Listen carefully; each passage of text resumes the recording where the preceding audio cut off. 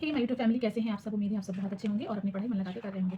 तो फ्रेंड्स, आज की जो ये वीडियो है, आज मैं इस वीडियो में आप लोगों के कई सारे जो कमेंट्स आए थे उनका जवाब देने चाहती हूँ। मेरी वीडियोज़ नहीं आ पा रही हैं, इस बीच मैं वीडियो जो है वो शूट करना ही कर रही हूँ और ना ही अपलोड कर रही हूँ। उसकी कुछ रीज़न है, वो मैं आप लोगों से आगे शेयर करूँगी।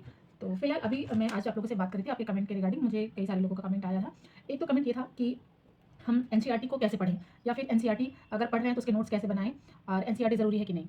तो सबसे पहले इसी कमेंट को लेते हैं। तो देखिए, जिनके लोगों का बेस नहीं स्ट्रॉन्ग है, जो अभी स्टार्टिंग कर रहे हैं, वो अब एनसीईआरटी पढ़ना मस्ट है। अगर आप एनसीईआरटी नहीं पढ़ेंगे तो आपको बेस नहीं पता चलेगा और आप सीधे स्टैंडर्ड बुक पढ़ेंगे या फिर आप सीधे पूर्वावलोकन लगाएंगे, तो उससे क्या होगा कि आपको जो है डायरेक्ट वो चीज़ें समझ में उतनी नहीं आएँगी, आपको टाइम ज़्यादा लगेगा। और एनसीईआरटी पढ़ने से आपकी बेसिक क्लियर हो जाएगा, बेसिक कॉन्सेप्ट क्लियर हो जाएगा। तो फिर आपको क्वेश्चंस जो है उस समझने में और उनको करने में और स्टैंडर्ड बुक्स पढ़ने में आपको आसानी होगी। तो इसलिए एनसीईआरटी तो मस्ट है, आपको एनसीईआरटी पढ़ना ही है।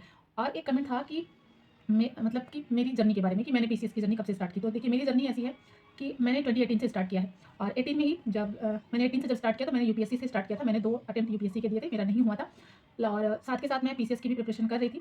लेकिन उसके बाद ही मैंने जब स्टार्ट की थी जर्नी, उसके बाद मेरा बेटा हो गया, जो कि 18 में ही हुआ था, 18 लास्ट में, अक्टूबर मंथ में। तो फिर 18 में जब बेटा हो गया था, फिर मैंने 2 साल का गैप कर लिया था। मैंने फिर स्टडी नहीं की थी। स्टडी करती थी लेकिन मैंने एग्जाम्स नहीं दिए थे। वो छोटा था बहुत, तो मुझे ना तो टाइम मिल पाता था। मैंने पूरा ध्यान सिर्फ अपने बच्चे पे लगाया। 2 साल मैंने कुछ भी नहीं दिया था एग्ज़ाम।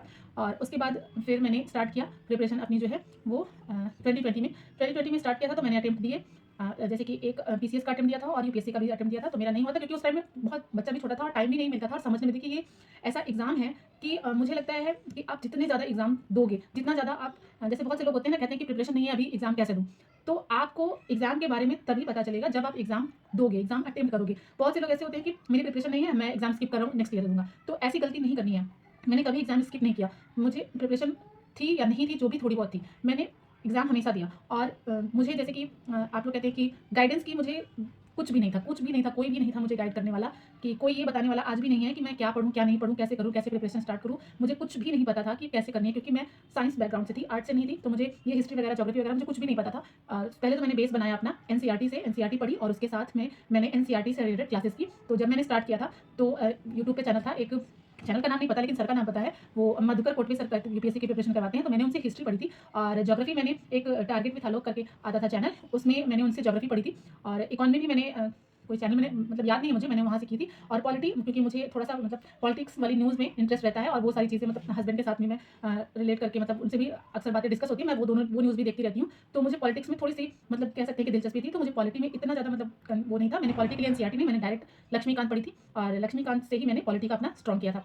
तो मेरी जर्नी ऐसे स्टार्ट हुई। उसके बाद फिर मैंने 2022 से मैं लगातार प्रिपरेशन में हूँ और जितने भी वैकेंसीज आती हैं पीसीएस की, और यूपीएससी का तो नहीं दे रही हूँ लेकिन पीसीएस का हर साल दे रही हूँ पेपर। और मैं ये कॉन्फिडेंस के साथ कह सकती हूँ कि मुझे एग्जाम दे करके जितनी भी नॉलेज मुझे आज एग्जाम के बारे में है, उसके पैटर्न के बारे में, क्वेश्चन पैटर्न के बारे में, और जो भी मुझे इंप्रूवमेंट हुई है जो मेरे अंदर, वो सिर्फ और सिर्फ एग्जाम देने की वजह से हुई है। बार बार एग्जाम देने से आपको ये पता चलता है कि आपकी कमी कहाँ रह जा रही है, आप एग्जाम के पैटर्न को समझ पाते हैं। तो ऐसा ज़रूरी नहीं है कि आप फर्स्ट अटेम्प्ट में, बहुत से लोग निकालते हैं, सेकंड में निकालते हैं, लेकिन ऐसा ज़रूरी नहीं है कि अगर आपने 2 बार 3 बार एग्जाम दिया, आपका नहीं निकल रहा है, तो फिर आपको जो है बंद कर देना चाहिए, मतलब तैयारी नहीं करनी चाहिए, छोड़ देनी चाहिए। ऐसा नहीं होता है, कि लगे रहना चाहिए। बार बार आप उस चीज़ पे लगे रहेंगे तो एक दिन ज़रूर आपको कामयाबी मिलेगी, मेरा मानना ये है। तो मेरी जर्नी ऐसे स्टार्ट हुई थी। और आज मैं अ, अब जो है मुझे ऐसा लगता है कि मैं जैसे 24 और 25 का एग्जाम देने के बाद, कि हाँ, अब जो है मेरी स्टडी वो अच्छे से ट्रैक, मतलब मुझे एग्जाम पैटर्न अच्छे से, मुझे क्या पढ़ना है और क्या नहीं पढ़ना है। पहले तो ऐसा लगता था कि सारा सिलेबस पढ़ते चले जाओ, सिलेबस नहीं कंप्लीट हो रहा है, इतना वास्ट सिलेबस है, कितना सारा पढ़ना है, इतनी मोटी मोटी बुक्स हैं, इन सबको पढ़ने में मेरा सारा टाइम चला जाएगा और कुछ भी याद नहीं रहेगा। लेकिन एग्जाम देने से पता चला कि नहीं, मुझे क्या चीज़ें नहीं पढ़नी है। बुक तो बहुत सी मोटी सी है, जैसे कि लक्ष्मीकांत की बुक है और वो इतनी मोटी सी है, आप अगर उसको पढ़ेंगे तो फिर सारे पढ़ते रह जाएंगे, तो फिर आपको सिलेबस ना तो कंप्लीट होगा, ना ही वो चीज़ें याद होगी। आपको करना क्या है, इंपॉर्टेंट चीज़ कहते हैं ना कि आपको हार्ड वर्क के साथ स्मार्ट वर्क करने की ज़रूरत है। तो बस स्मार्ट स्ट्रैटेजी से स्मार्ट वर्क करके आप अपनी स्टडी, अपना सिलेबस कंप्लीट कर सकते हैं और एग्जाम की प्रिपरेशन कर सकते हैं।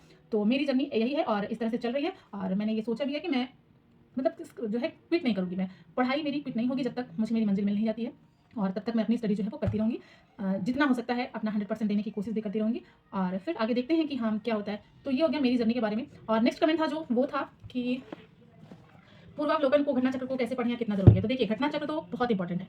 ये मतलब रामबाण है पीसीएस के लिए। बहुत से लोग कहते हैं कि नहीं, घटना चक्र, हाँ, सिर्फ घटना चक्र को पढ़कर एग्जाम पास करना ये नहीं है, लेकिन घटना चक्र के बिना एग्जाम क्लियर करना ये थोड़ा मुश्किल है। तो घटना चक्र आपको पढ़ना ही पढ़ना है। और कैसे पढ़ना है, कैसे नहीं पढ़ना है, तो मैं आपको बता दूं। तो मैं आपको हिस्ट्री से बताती हूँ कि हिस्ट्री में आपको क्या पढ़ना है और स्टार्ट कैसे करना है। तो बहुत से लोग होते हैं ना कि हिस्ट्री में क्या करते हैं कि यहाँ से स्टार्ट करते हैं कि शुरू किया और बुक उठाई और पहले पेज से पढ़ना शुरू कर दिया।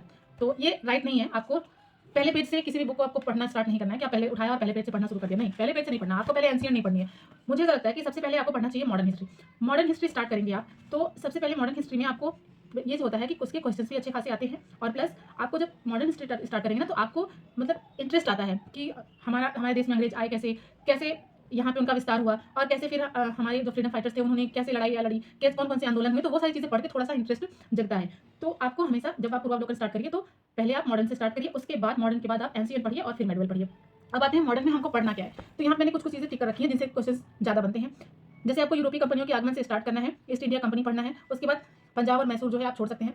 उसके बाद आप सीधे आ जाइए कि गवर्नर जनरल पढ़ लीजिए। उसके बाद 1857 की क्रांति से स्टार्ट करिए। उसके बाद आपको सारा पढ़ना है आधुनिक भारत में शिक्षा का विकास, प्रेस का विकास, सामाजिक सुधार आंदोलन, फिर आता है कांग्रेस की पूर्व स्थापित राजनीतिक संस्थाएं, फिर भारतीय राष्ट्रीय कांग्रेस। तो ये सारी चीज़ें आपको पढ़नी है, और इनके आपको ऐसा नहीं है कि सिर्फ पढ़ना है, आपको पैटर्न देखना है कि एग्जाम में क्वेश्चन कैसे बन रहे हैं। ये सारे पीवाईक्यूज हैं, जितने भी इसमें क्वेश्चन दिए गए हैं पीवाईक्यूज, ये आपको सारा पढ़ना है, और पढ़ने के बाद इनका डिटेल पढ़ना है, इनके ऑप्शन से रिलेटेड। क्योंकि अभी 25 वाला जो एग्जाम था ना, जिसने भी पीवाईक्यूज बहुत अच्छे से किया होगा, मुझे तो ऐसा लगा कि पीवाईक्यूज के बहुत सारे क्वेश्चन, अब डायरेक्ट तो पीवाईक्यू सेम सेम नहीं आ जाता है, लेकिन उसी क्वेश्चन को कभी आपके ऑप्शन से क्वेश्चन बना देता है, और कभी क्या होता है कि जो इसमें जैसे डिटेल दी होती है, मैं दिखाऊँ आपको कि यहाँ पे ये सब डिटेल दी हुई है।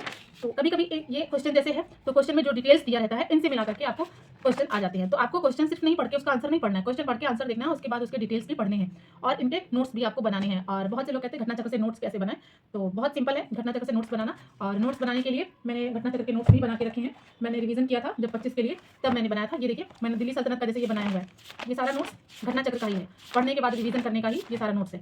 तो नोट्स में कैसे बनाना है, तो जैसे मैंने दिल्ली सल्तनत का नोट्स बनाया है घटनाचक्र से ही, तो 1206 से 1526 है दिल्ली सल्तनत का, गुलाम वंश का मैंने लिख लिया। उसके बाद हमने सबसे पहले लिखा कुतुबुद्दीन ऐबक के बारे में, जो जो डिटेल उसमें दी गई थी मैंने लिखा। और उसके बाद जो क्वेश्चंस दिए गए थे, क्वेश्चन में जिनके ऑप्शंस मुझे पता है वो नहीं, जिनके ऑप्शन नहीं पता है उनको बस एक एक पॉइंट लिखते जाना है। आपको पॉइंट बना करके, जिसका आंसर नहीं पता है, जो पॉइंट आपको नहीं पता है, उस पॉइंट को आपको कॉपी में नोट डाउन करते जाना है। तो इस तरह से आप इसका नोट्स भी बना सकते हैं। तो ये मैंने इस तरह से नोट्स बनाया हुआ है, जो कि रिवीजन के टाइम में काम आता है। कि हमने 25 का जब एग्जाम दिया था, उसके पहले मैंने शॉर्ट नोट्स भी बताए थे। ये मेरा मॉडर्न हिस्ट्री का है। जैसे बंगाल विभाजन के बारे में मैंने पूरा लिखा हुआ है कि बंगाल विभाजन के निर्णय की घोषणा कब हुई, 20 जुलाई 1905 को, और स्वदेशी आंदोलन की घोषणा 7 अगस्त 1905 को हुई। उसके बाद बंगाल विभाजन प्रभावी कब से हुआ, वो है 16 अक्टूबर 1905 को। और बंगाल विभाजन को शोक दिवस और राखी दिवस दो नाम से बनाया जाता है, जिसमें रविंद्रनाथ टैगोर ने ये सुझाव दिया था इसको राखी दिवस के बारे में, मतलब राखी दिवस के नाम से मनाने के लिए। तो इस तरह से आप ये बना सकते हैं, ठीक है।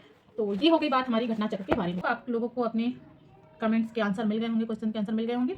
तो मुझे बस आज आप लोगों को यही बताना था, तो इसलिए मैंने ये वीडियो बनाया। बाकी जो मेरी ब्लॉग वीडियोज़ हैं वो मेरी आती रहेंगी, जैसे जैसे मुझे टाइम मिलेगा मैं ज़रूर अपलोड करती रहूँगी। तो आई होप, और बहुत से लोग मुझे बहुत ज़्यादा सपोर्ट कर रहे हैं और मेरी वीडियोज़ देख रहे हैं रेगुलर, लाइक भी कर रहे हैं, तो उनका उनको बहुत बहुत थैंक यू। और जो भी मुझे नॉलेज है मेरे एक्सपीरियंस से, मैंने जैसे कहा कि एक्सपीरियंस से ही आपको नॉलेज मिलेगी, किसी के बताने से, जैसे मैं बता रही हूँ ना, तो आपको अभी इतना समझ में नहीं आएगा। जब आप एग्ज़ाम देंगे और 2 बार 3 बार, आप ज़रूरी नहीं कि आप सिर्फ पीसीएस का दीजिए, जो भी आता है एग्ज़ाम, आरओ का आता है, जैसे हाईकोर्ट आरओ का आएगा, तो इस तरह से आप जितने भी एग्ज़ाम्स देंगे ना, एग्ज़ाम देने से आपके बहुत सारी चीज़ें आपको पता चलती हैं कि मुझे क्या-क्या चीज़ें पढ़नी है, क्या नहीं पढ़नी है, कैसे प्रिपरेशन करनी है, किस डायरेक्शन में करनी है, वो सारी चीज़ें आपको खुद के एक्सपीरियंस से ही होगा। तो जैसे कि मुझे अपने एक्सपीरियंस से पता चला है, मुझे कभी किसी ने कोई गाइडेंस नहीं की है, कभी भी, मतलब घर में ऐसा कोई है ही नहीं जो मुझे मतलब इन सब चीज़ों के बारे में गाइड करे। बस हाँ, सपोर्ट इतना है कि मेरे हस्बैंड बहुत अच्छे हैं, उनका सपोर्ट इतना रहता है कि बस तुम पढ़ो। उनका कहना सिर्फ इतना रहता है कि पढ़ो, बाकी जो चीज़ें चाहिए होगी वो मैं ला के दूँगा, वो मैं करूँगा, तुमको पढ़ना है, और मुझे पढ़ना कैसे है वो मेरे ऊपर है। इसके लिए मुझे कोई बताने वाला नहीं है कि तुमको क्या पढ़ना है, क्या नहीं पढ़ना है, कैसे पढ़ना है। और ना ही मैंने कभी भी कोई भी कोर्स, कोचिंग कुछ भी नहीं जॉइन किया। जो भी कर रही हूँ वो खुद से, खुद की मेहनत से, खुद से रिसर्च से, खुद ही यूट्यूब पे सर्च करके, तो इस तरह से मैं अपनी जो है वो पढ़ाई कर रही हूँ। तो आई होप आपको आज की वीडियो अच्छी लगी होगी। अच्छी लगी हो तो प्लीज़ वीडियो को एक लाइक कर दीजिएगा, और चैनल पर नए हैं तो प्लीज़ चैनल को सब्सक्राइब कर दीजिएगा। कुछ भी कमेंट होगा, कोई भी क्वेरी होगी, और कुछ भी मैंने गलत या कुछ भी गलती बताई होगी, तो आप लोग कमेंट करके बताइएगा। मैं भी एक इंसान हूँ, थोड़ी बहुत गलतियाँ हो जाती हैं। अगर जो चीज़ें नहीं पसंद आई हैं उसको भी कमेंट में बताइएगा, जो चीज़ें पसंद आई हैं वो भी कमेंट बॉक्स में बताइएगा, और मुझसे जो कुछ भी हो सकेगा, जो मुझे नॉलेज होगी वो मैं आप लोगों के साथ ज़रूर शेयर करूँगी। तो चलिए, मिलते हैं आपसे नेक्स्ट वीडियो में, तब तक के लिए बाय बाय।